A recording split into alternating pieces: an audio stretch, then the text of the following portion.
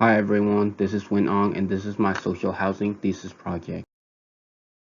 The site is located in Yangon, Myanmar and it is home to 5.5 million citizens. Despite the cooperation between government and private sectors, the city has been facing housing shortages, not because of the lack of constructions, but because of the lack of thoughtfulness in terms of building, locating, and purpose. This pressures especially on the low-income families and as an effect results the illegal settlements on the outskirts of the city leading to bigger problems. Because the projects were focused on profit margins and the convenience, the building began to lose their identity. Hence, the main idea of the thesis is to develop a new concept of quality social housing with cultural identity. For reference, Myanmar is a Southeast Asian nation that borders China, India, Bangladesh, Thailand, and Laos. The map can be seen on left. Yangon is a former capital but now is a commercial city.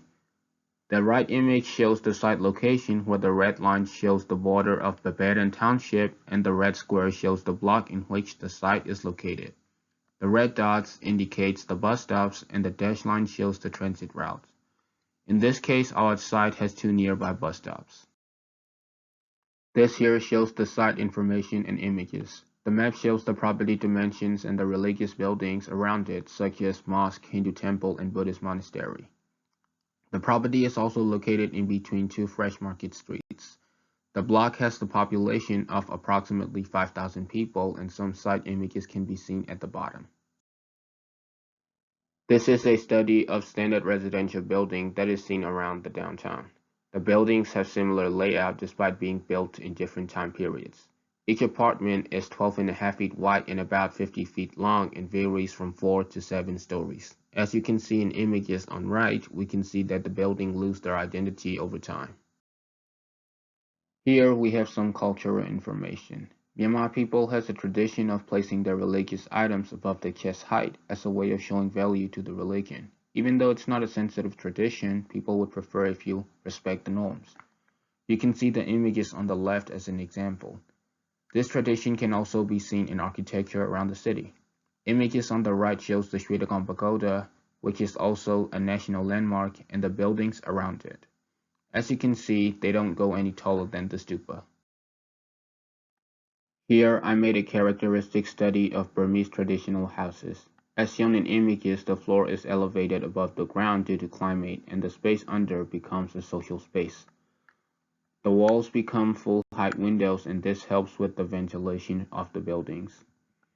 From personal experience, there is always a breeze when you're inside the building. In addition, I also made some analysis on patterns that can be seen in Asian architecture. Having those information in mind, I began to develop the design of the building. I made different iterations inspired from nature and environment. I found that traditional skyscrapers are not a choice since they're humongous and harmful to the surroundings. So I came up with a design that is inspired from nature and position of paying homage in Myanmar, which can be seen above the paragraph. The illustration on upper right shows the programs of the buildings and below it shows the different apartment types and information. These here are the axon of structural frame and the design of kinetic facade I'm using in my building. It is half solar, half mesh and can slide up and down. I used a semi-transparent solar to allow light in while also capturing energy. In addition, the panels can also be adjusted depending on the sun location and also to control the inner temperature of the structure. Here we have the further details of the floor plans of each floor and the materials of the building. I use a CLT wood which is also called cross-laminated timber. It is known for being durable, fire-resistant, and being lightweight. Because it can also be pre-manufactured, it is also efficient and energy-saving. Here is a section perspective of building number 1 with some information. And because the floor is elevated on the second floor, there is a constant ventilation cooling down the building.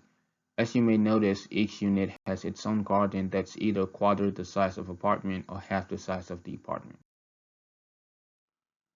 This again is the section perspective of the second building. Here we have elevation of building 1, detailed facade section, detailed family apartment plan, and some interior views of it. Thank you.